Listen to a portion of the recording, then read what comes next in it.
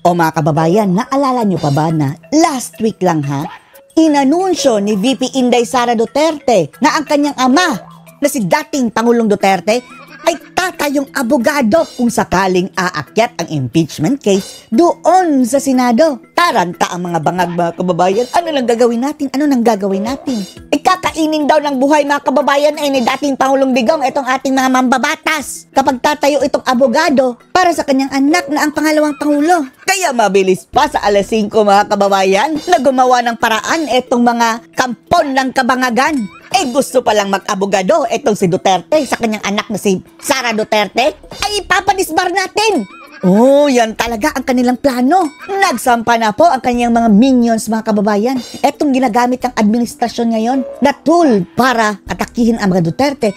Nagsubmit ng disbarment case sa Korte Suprema laban kay dating Pangulong Duterte. Coincident nga lang ba na 1 week matapos sinabi ni VP Sara na tatayong abogado ang dating Pangulo, ay ngayon ipapadisbar na nila. Panoorin niyo po. Eto mga kababayan na short clip lang ito nung kinumpirma ni VP Sara ang pagiging abogado ni dating Pangulong Digong. So ayaw mo yung pera ko, hindi mo tanggapin yung pera ko, mag-abogado na lang ako sa'yo. Yan ang sabi talaga ni dating Pangulong Duterte kay Sara mga kababayan. Mag-abogado ako sa'yo. Palakpakan.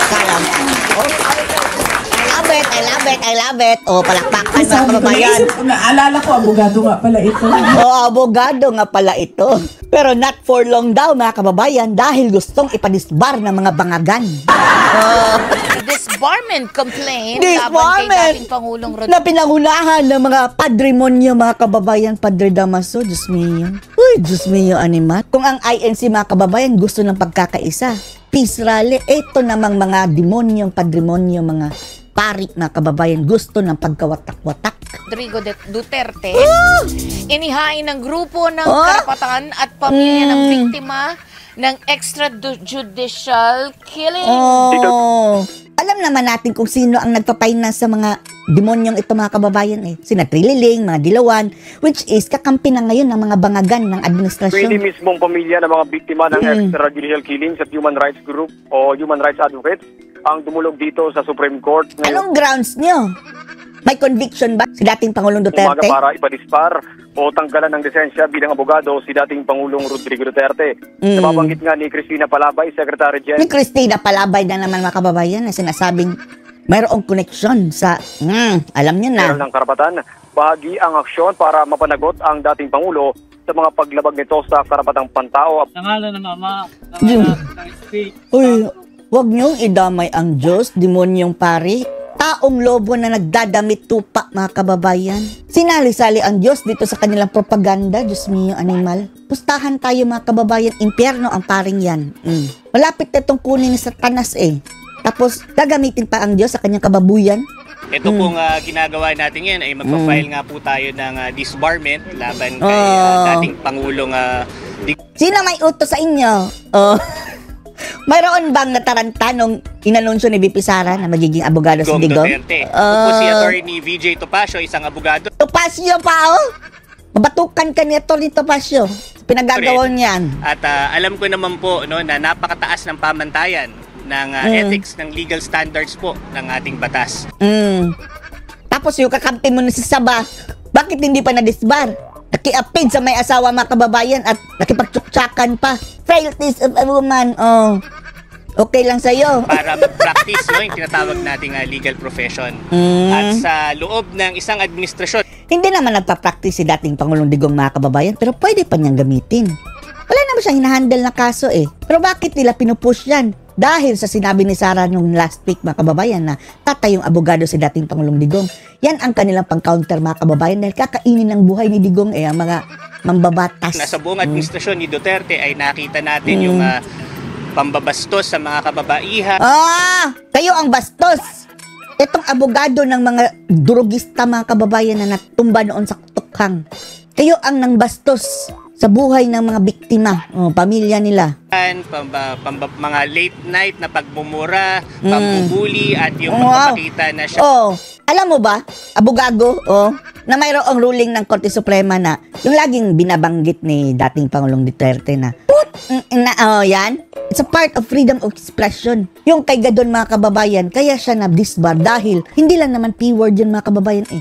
Yung pagkababae talaga ang kanyang binanatan. Kaya lang naman nagmumura si dating Pangulong Duterte dahil din sa kabulukan nangyayari sa ating bansa, which is yung mga kliyente mo, parte doon sa kabulukan, yung mga drogista, yung mga NPA, at marami pang iba mga salot sa bayan. Ay isang strong man, no, sa ating bansa at ito ay walang lugar sa ating batas. Kaya Sige, mag-file kayo. Ewan na natin mga kababayan kung kakatigan ito. Wala na talaga. Pero umaasa tayo sa Supreme Court mga kababayan na magiging patas. At by the way, hindi lang po si dating Pangulong Dugong ang sinampahan nila ha. Nauna na nilang sinampahan si VP Sara Duterte mga kababayan at ang nagsampa ay yung na-disbar din na abogado na si Abogadon Bobo. At ang grounds niya, baliw na doon si Sara, wala na doon sa sarili katinuan. Ang nagsabi na, from the words of Ubob mga kababayan, si Gadon. Sa ngalan ng Ama, ng Anak at ng Espiritu Santo. Matamaan ka ng kidlat, demonyo, padrimonyo. Mahal na Panginoon. Diyos mio. Do not use God's name in vain. Ito ang example mga kababayan yan. Pare, ha? Ewan na natin ang ranggo nito, obispo. Basta may ganyan, may puti dito mga kababayan. Clerical suit, pare yan. Na ikaw ay mapagkalinga, ikaw ay aming Ama. Be careful what you wish for. Baka pakikinggan ka pare. Tapos babalik sa inyo yung parusa ng Diyos. Kung kaya kami ay nakikiusap ng buong kababaang loob. Wow! Kababaang loob! Nagyabang nga kayo dyan Kababaang loob pa ba yan mga kababayan? Naliwanagan mo ang Korte Suprema. Sige. Para pang inutusan niya ang Diyos mga kababayan na i-poison mo ang utak nitong mga maestrado ng Supreme Court. Para masusunog ito sa impyerno. Pasya sila. Para itigil. Ikaw hatulan ka ng Diyos, gurang. Ang dating Presidenteng Duterte. Kapag mga ganitong klaseng tao, mga kababayan, ganito nakatanda, hindi na dapat nakikialam dyan sa mga bagay na alam naman natin propaganda. Ilaan mo na lang ang iyong natitirang buhay sa paggawa ng kabutihan. Na maging abogado ng kasamaan. Abogado ng kasamaan. Hinihiling namin mahal na Panginoon. Uy, shut up! Forward, way forward. Nagdadasal mga kababayan sa sa harap ng kamera. Yung pagdadasal nga mga kababayan, ang sabi ng Diyos, hindi mo kailangan ipakita.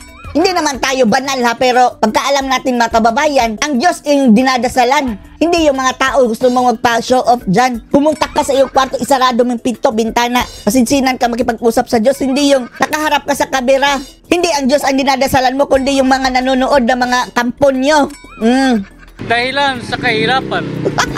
Dahil sa pagsupil at panunugis ng mga makapangyarihan dito sa lupa. Tapos, wala kang imik ngayon sa mga nangyayaring kurakutan sa Marcos administration. Akala ba namin anti-Marcos itong mga rallyista, mga kababayan, makakaliwa?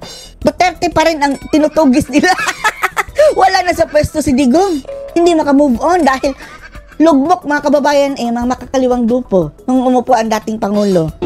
Ngayon, nagpupunta. Hinihiling namin mahal na Panginoon. Diyos mio, magkakasala tayo sa gurang na ito mga kababayan kung makikinig tayo. Bahala na kayo.